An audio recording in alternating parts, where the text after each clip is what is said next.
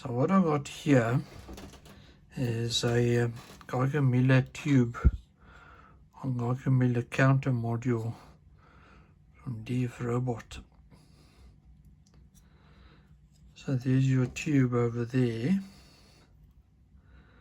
In it is a buzzer which you can turn on and off with a switch over here, and then there's 3 connections to it. Supply 5 volts or 3.3 to 5 volts, and open collector output, which I've got connected to the Arduino. So what happens when we plug this in, as you see the power on light over there,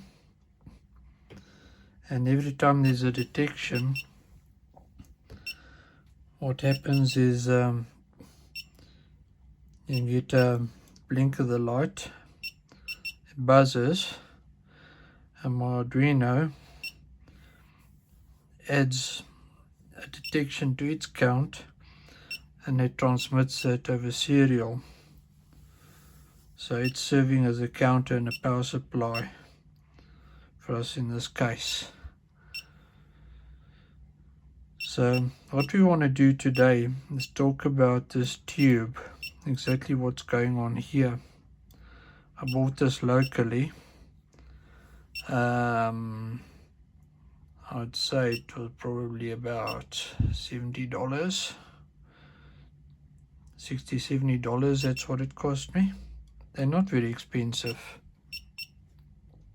It's got 400 volts across it. There's a supply for it over there. So that's the tube. So what I'm going to do is get the printout that I obtained from Wikipedia, which is very well written, and we thank them for that, and the contributors who basically made this video possible. Thanks for that, Wikipedia. So let's get on to having a look at the wiki page about this counter. Our background radiation is about 25 counts per minute. That's more or less what we're seeing here. I don't have anything radioactive in my possession which we could bring near here to stimulate it more. There's none of that stuff in my house, so we have to live with this demonstration. Alright, so let's set that aside like so, carefully, then bring in the wiki like so.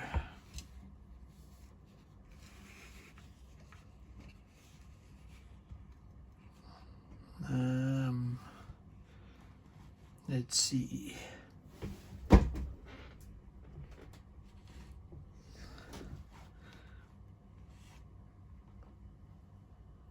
I think you guys can see everything that's going on there. Yeah, we're good.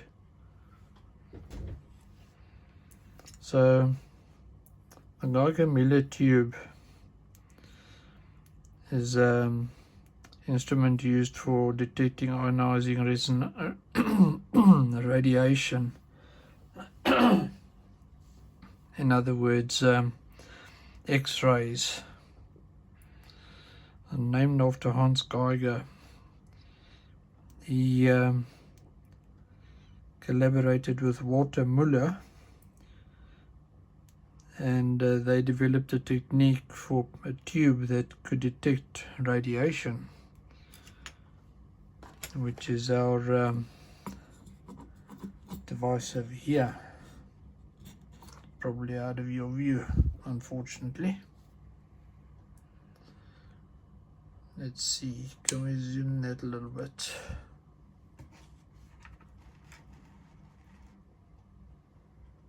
More or less. I don't want to zoom out too far because I want you to see this text. So the gaseous ionization detector uses a Townsend avalanche phenomenon to produce an easily detectable electronic pulse from as little as a single ionizing event due to a radiation particle. It is used for the detection of gamma radiation, X-rays, alpha and beta particles. It can also be adopted to detect neutrons. The tube operates in the Geiger region of ion pair generation. This is shown on the accompanying plot for gaseous detectors showing ion current against applied voltage.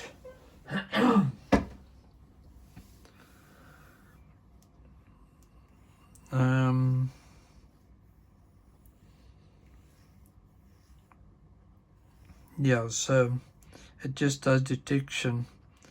It can't measure energy, and it can't do spectral analysis of the energy. In other words, it can't measure wavelengths.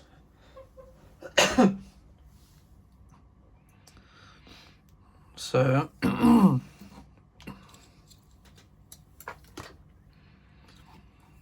in here is a gas mixture which is at a pressure of about 0.1 atmosphere. So there's two electrodes over there, and in this case we got 400 volts across them. Their walls have the tube are either surface coated or have a conducting material or spiral wire to form the cathode, while the anode is a wire mounted axially in the center of the chamber. Yes, one can actually see it. There's the wire, that dark line over there. You can see it there.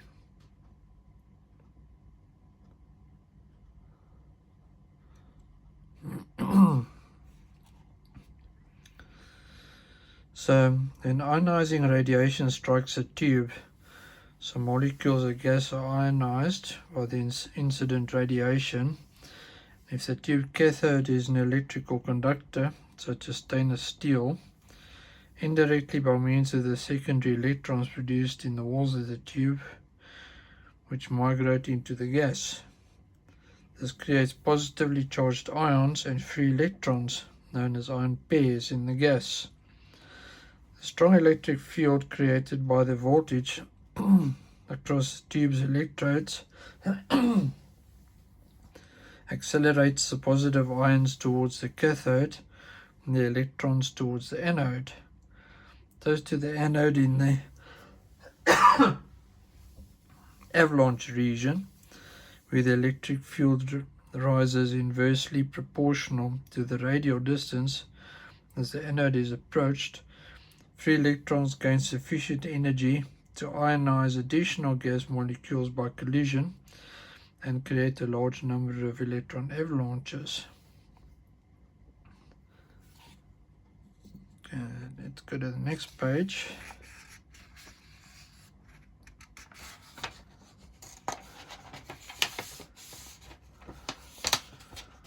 Fold that over.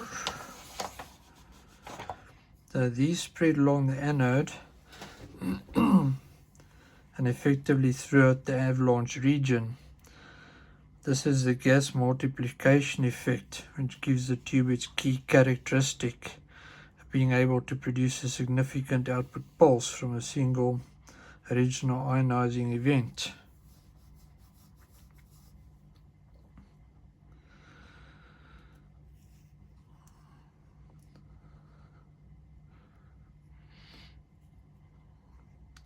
So these collisions produce further avalanches, which in turn produce more photons, and thereby more avalanches in a chain reaction which spreads laterally through the full gas and envelops the anode wire.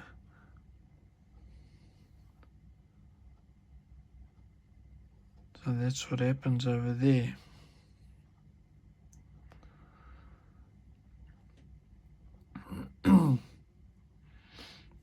The discharge is terminated by the collective effect of the positive ions created by the avalanches.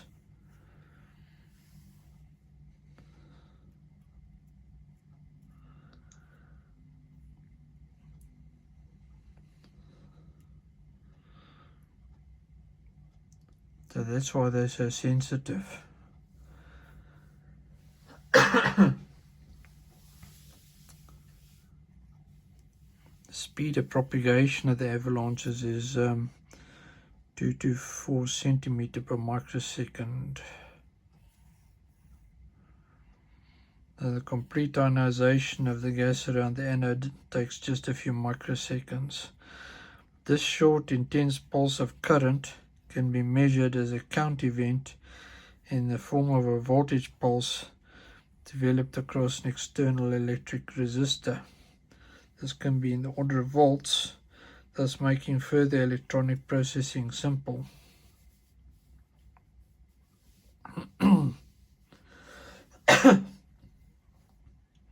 Okay, the pressure of the full gas is important in the generation of avalanches. To low pressure and the efficiency of interaction with incident radiation is reduced. To higher pressure and the mean free path for collisions between accelerated electrons and the full gas is too small. And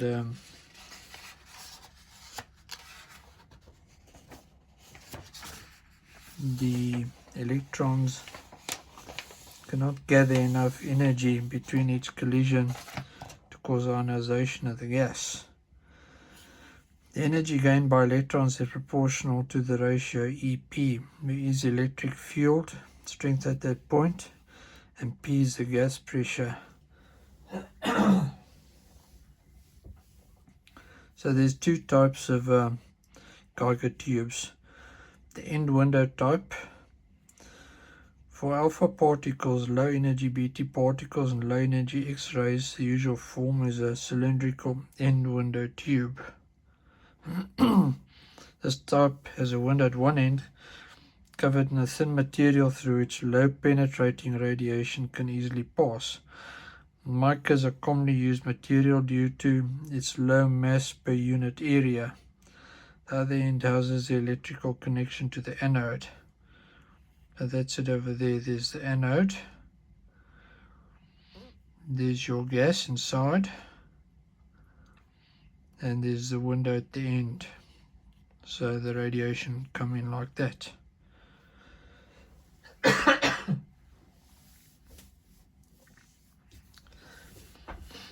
Pancake tube is a variant of the end window tube, but it is designed for beta and gamma contamination monitoring. It is roughly the same sensitivity to particles as the end window, but has a flat angular shape, so the largest window can be utilized with a minimum of gas space.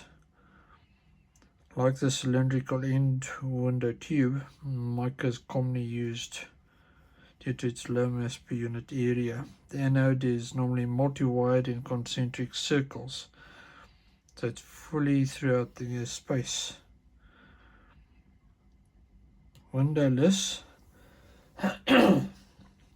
thick-walled for gamma radiation detection above energies above 25K eV.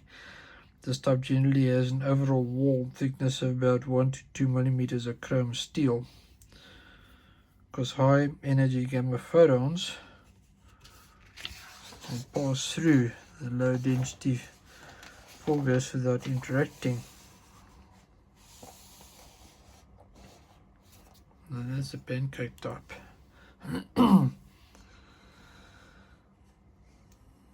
The tube uses interactive photons on the molecules of the wall material to produce high energy secondary electrons within the wall. Some of these electrons are produced close enough to the inner wall of the tube to escape into the full gas. As soon as this happens, the electron drifts to the anode and an electron avalanche occurs through the free electron, as though the free electron had been created within the gas. The avalanche is a secondary effect of a process that starts within the tube wall, with the production of electrons that migrate to the inner surface of the tube wall, then enter the fall gas. This effect is considerably attenuated at low energies below 20 keV. Let me get my water, see if I can get rid of this throat problem.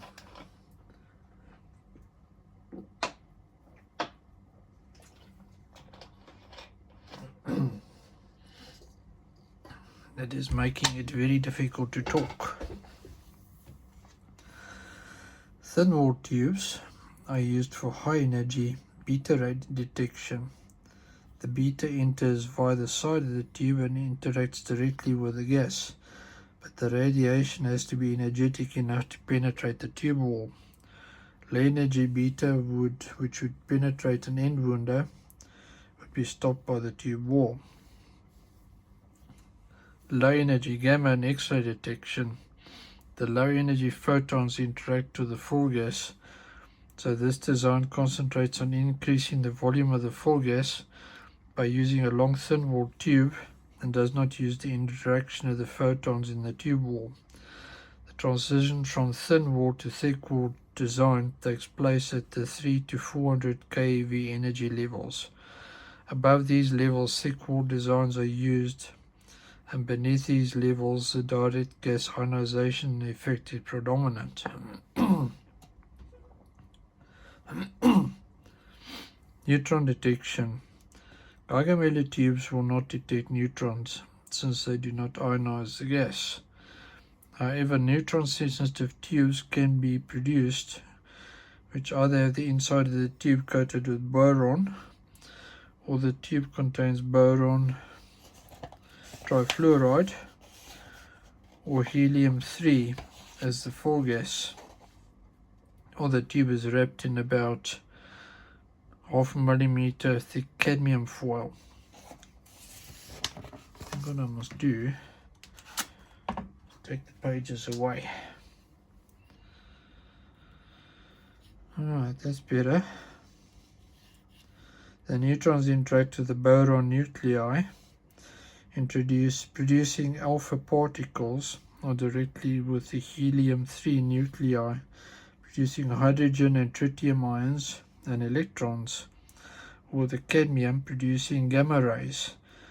These energetic particles interact and produce ions that then trigger the normal avalanche processes. Now we get to the interesting stuff. Gas mixtures. The components of the gas mixtures are vital to the operation and application of the GM tube.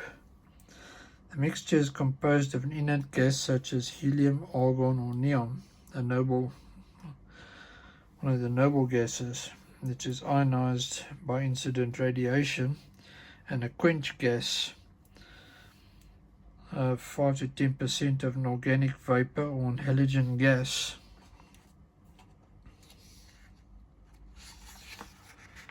Next page. To prevent spurious pulsing by quenching the electron avalanches. This combination of gases is known as a penning mixture and makes use of the penning ionization effect.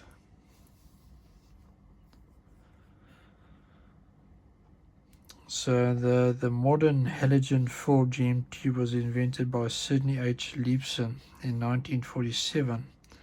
There are several advantages over the older tubes with organic mixtures. The halogen tube discharge takes advantage of the metastable state of the inert gas atom to more readily ionize a halogen molecule than an organic vapor, enabling the tube to operate at much lower voltages, typically 400 to 600 volts, such as we have over here, instead of the 900 to 1200 volts. While halogen quenched tubes have a greater plateau voltage slopes compared to organic quenched tubes, an undesirable quality, they have a vastly longer life than tubes quenched with organic compounds. This is because an organic vapor is gradually destroyed by the discharge process, giving organic quench tubes a useful life of around 10 to the power of 9 events. So the events do slowly wear these tubes out. However, halogen ions can recombine over time, giving halogen quench tubes an effectively unlimited lifetime for most tubes, although they will still eventually fail at some point due to other ionization-initiated processes that limited the lifetime of all Geiger tubes. For these reasons, the halogen quench tube is now the most common. Neon is the most common filler gas. Chlorine is the most common quencher. Chlorine is a gas which is part of the halide group of gases. Bromine is occasionally used as well. Halogens are commonly used as neon, argon, krypton. Organic quenchers used with helium. So here's an example. P10, so that 90% argon, 10% methane. So that's an organic.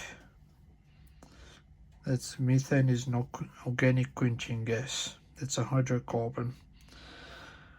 Another is used in bromine quench tubes is 0.1% argon, 1 to 2% bromine, and the balance in neon. So that's a halogen quench tube. So halogen quenchers are highly chemically reactive and attack the materials of the electrodes, especially at elevated temperatures, leading to tube performance degradation over time. So complicated stuff. The cathode materials can be chosen from chromium, platinum, nickel, copper alloy, or coated with colloidal graphite and suitably passivated. Oxygen plasma treatment can provide a passivation layer on stainless steel. Dense non-porous coating with platinum or a tungsten layer or a tungsten foil liner can provide protection here.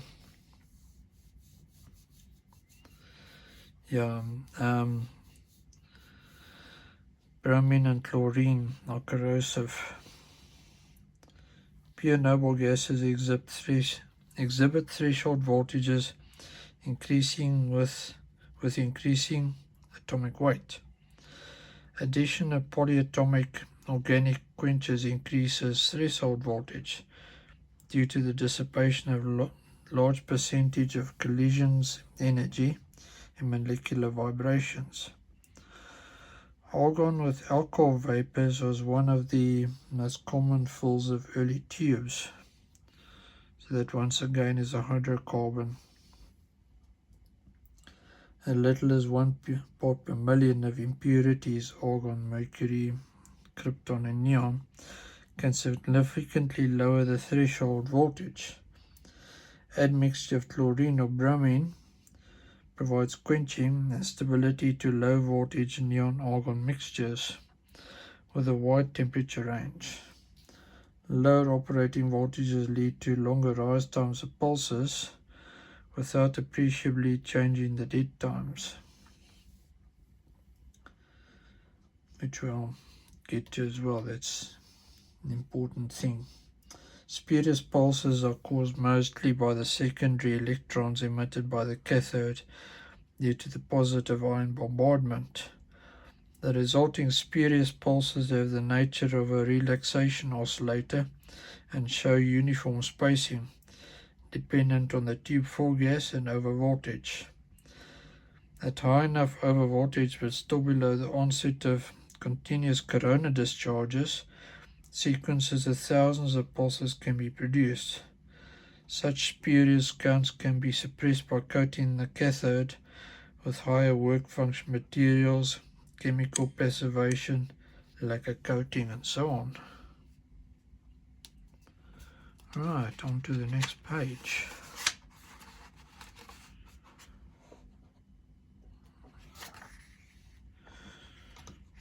That is page 5 gone. We're on to page 6. We're halfway there. Stay with me. This is interesting stuff. The organic quenchers can decompose into smaller molecules. Ethyl alcohol and ethyl acetate polymerize into solid deposits, typical for methane. Degradation products of organic molecules may or may not have quenching properties. Larger molecules degrade to more quenching products than small ones.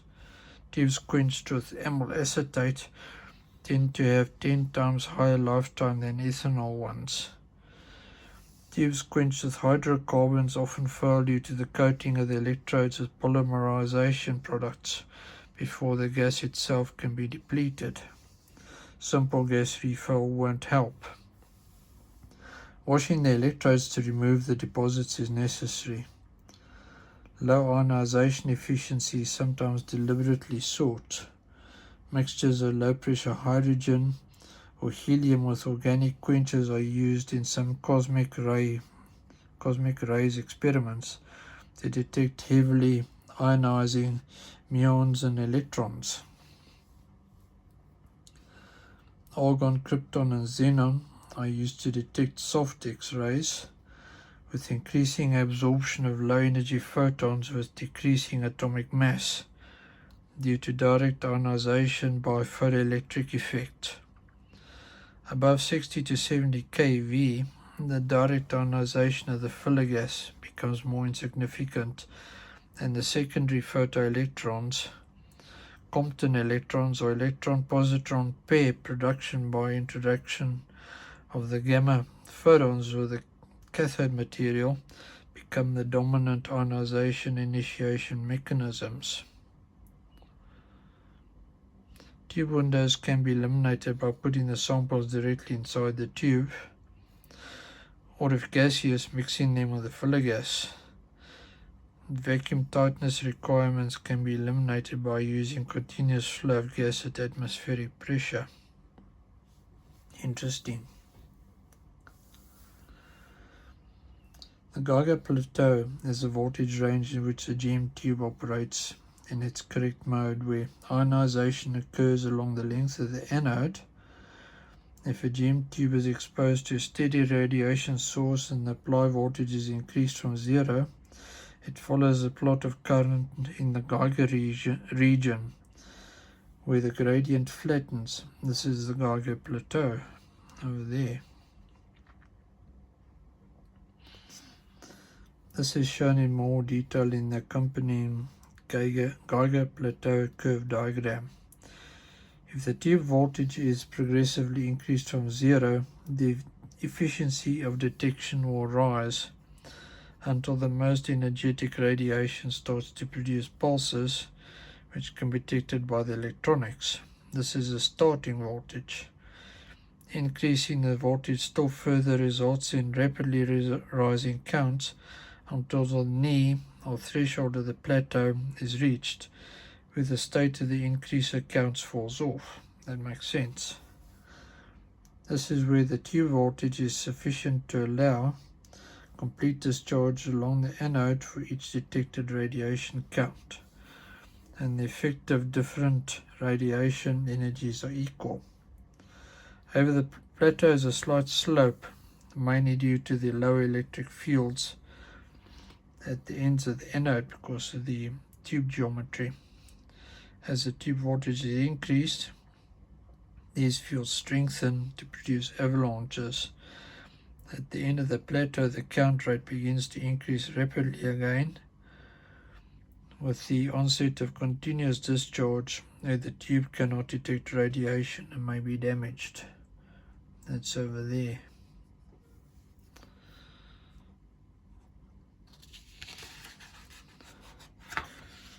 Now on to page 7.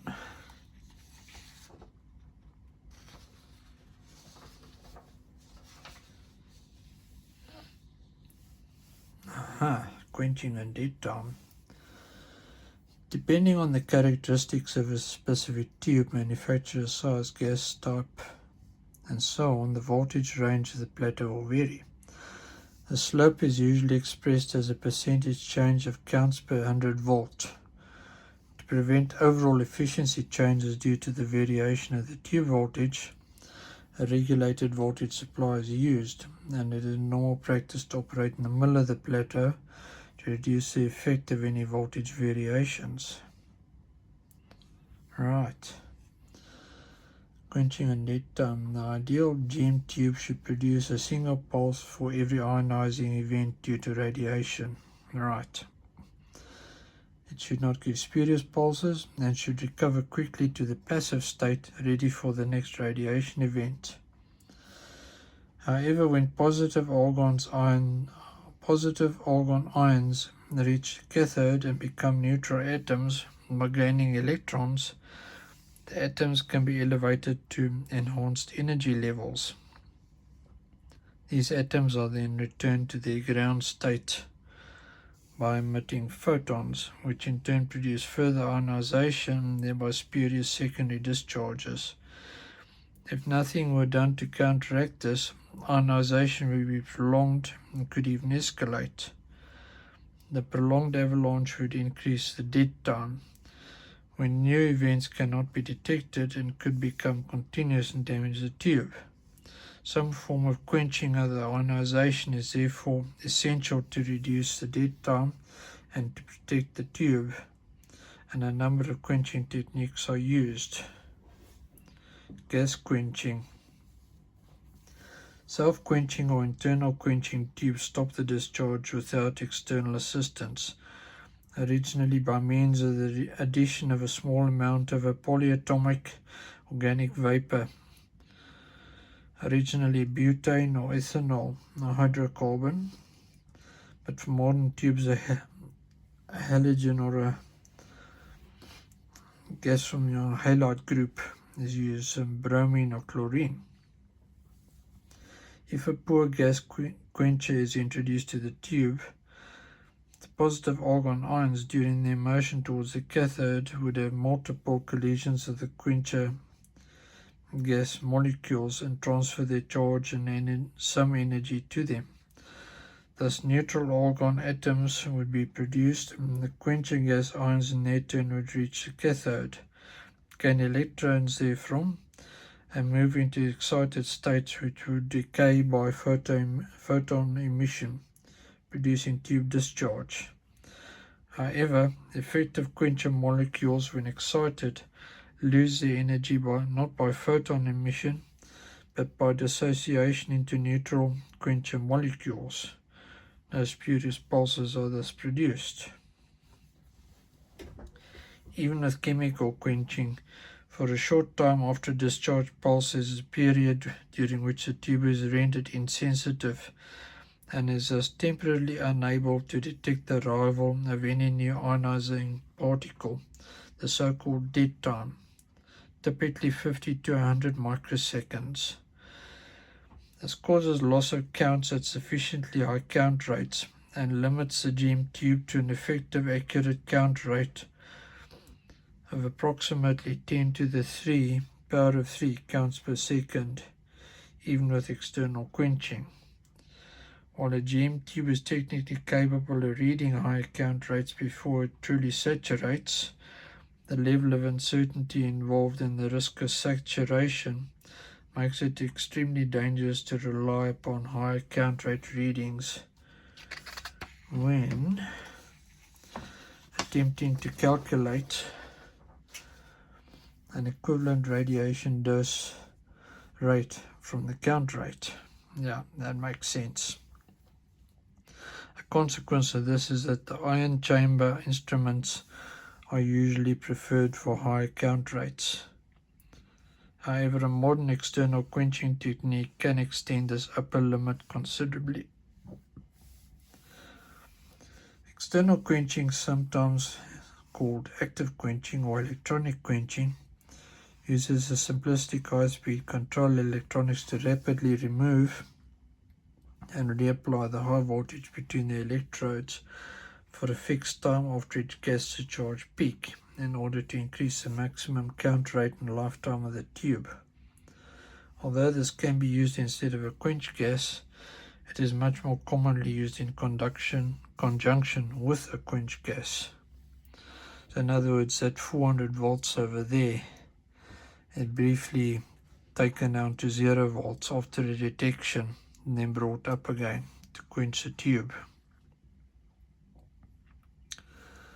The time to first count method is a sophisticated modern implementation of external quenching that allows for dramatically increased maximum count rates by the use of statistical signal processing techniques and much more complex control electronics. Due to the uncertainty in the count rate introduced by the simplistic implementation of external quenching, the count rate of the Geiger tube becomes extremely unreliable, above approximately 10 to the power of 3 counts per second.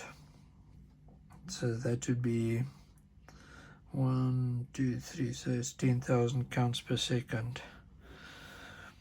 So with the time to first count method, effective count rates are 10,000, it's a million counts per second are achievable, 2 orders of magnitude larger than the normal effective limit.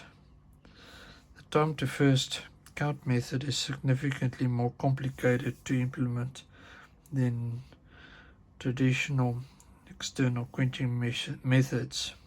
As a result, this has not seen widespread use. One consequence of the dead time effect is the possibility of a high count rate continually triggering the tube before the recovery time has elapsed. This may produce pulses too small for the counting electronics to detect and lead to the very undesirable situation where a gene counter in a very high radiation field is falsely indicating a low level. This phenomenon is known as fallback, an industry rule of thumb is that the discriminator circuit receiving the output from the tube should detect down to 1/10 of the magnitude of a normal pulse to guard against this. Alright. Additionally, the circuit should detect when pulse pileup has occurred, where the apparent anode voltage has moved to a new DC level through the combination of high pulse count and noise. The electronic designer Geiger Müller counters must be able to detect this situation and give an alarm. It is normally done by setting a threshold for excessive tube current. The efficiency of detection for a GM tube varies depending on the type of radiation. Tubes with thin-end windows have very high efficiencies, can be nearly 100% for high-energy beta, although this drops off as the beta energy decreases due to the attenuation by the window material, the mica. Alpha particles are also attenuated by the window. As alpha particles have a maximum range of less than 50 millimeters in air, the detection window should be as close as possible to the source of radiation. The attenuation of the window adds to the attenuation of air. So the window should have a density as low as 1.5 to 2 milligrams per centimeter squared to give the acceptable level of detection efficiency. The article on stopping power explains in more detail the ranges for particle types and various energies.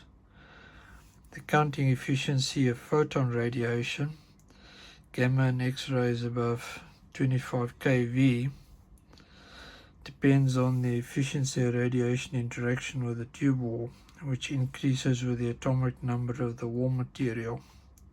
Chromium ion is a commonly used material, which gives an efficiency of about 1% over a wide range of energies.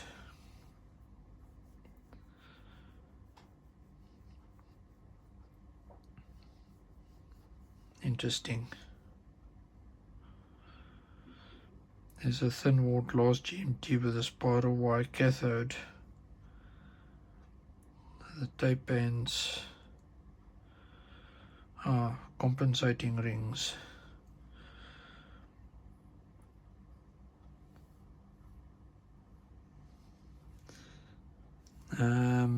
If a GM tube is to be used for gamma or X-ray dosimetry measurements, the energy of incident radiation, which affects the ionizing effect, must be taken into account. However, pulses from a GM tube do not carry any energy information, and attribute equal dose to each count event. Consequently, the count rate response of a bare GM tube to photons at different energy levels is nonlinear, with the effect of overreading at low energies. The variation in dose response can be a factor of 5 and 15, according to individual tube construction. The very small tubes having the highest values. Right. To correct this, a technique known as energy compensation is applied, which consists of adding a shield of absorbing material around the tube. This filter preferentially absorbs the low energy photons, and the dose response is flattened, so it flattens the curve. So there's a peak in the curve without compensation, and there's a flatter curve with compensation, and there they fitted the bands around it. Those are compensating rings over there. Lead and tin are commonly used materials, and a simple filter effect of above 150 kV can be made using a continuous collar along the length of the tube. However, at low energy levels, this attenuation can be too great, so air gaps are left in the collar to allow low energy radiation to have a greater effect. In practice, compensation filter design is an empirical compromise to produce an acceptably uniform response, and a number of different materials and geometries are used to obtain the required correction.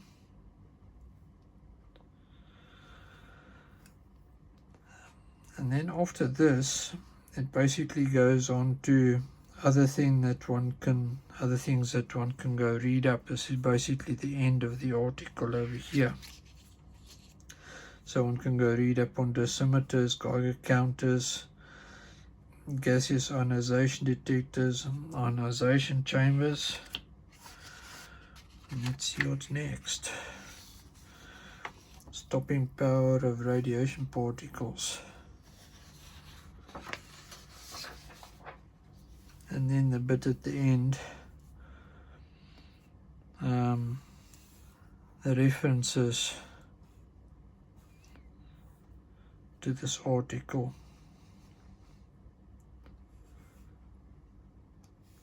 Two important people are Mr. Geiger and Mr. Müller.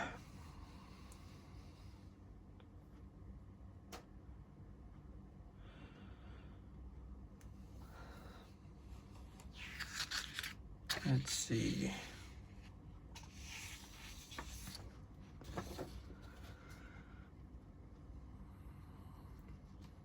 There's the various patents for it.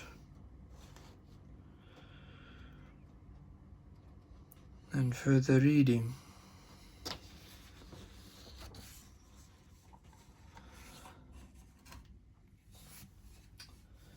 So that basically it. We have our resplendent mushrooms over here with color changing RGB LEDs in them,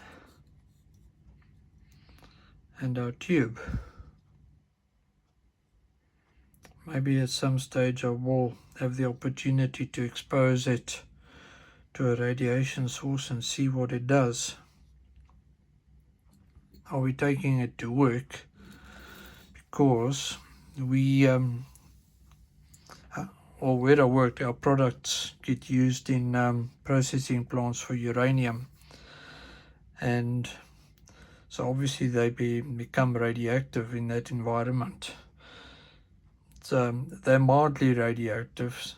However, they do get tested and a certificate issued that accompanies them to us when they come to us for service. So it'll be interesting to see what happens if I bring this tube of mine near one of those products that's with us for service, having been sent in from a uranium plant. I'll do that sometime. It'll be interesting. And I think for now this is going to wrap it up. Hope you found it interesting and learned something from this talk. Thank you if you're still here at the end. It was a long talk. Very interesting subject. Something we all think about and wonder about. And that's enough from me. Ladies and gentlemen, have a wonderful day further. Take care. And I will see you here back sometime for more. Take care. Cheers.